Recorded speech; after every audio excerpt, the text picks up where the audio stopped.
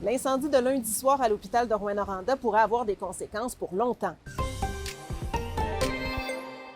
Bon mercredi, la majorité des services sont offerts comme à l'habitude à l'hôpital de Rouyn-Noranda à la suite de cet incendie, mais il y a des secteurs qui sont vraiment plus touchés. C'est le cas de l'obstétrique et de la néonatalité. Concrètement, ce que ça veut dire, c'est qu'il y a seulement des accouchements d'urgence qui peuvent se faire à Rouyn-Noranda.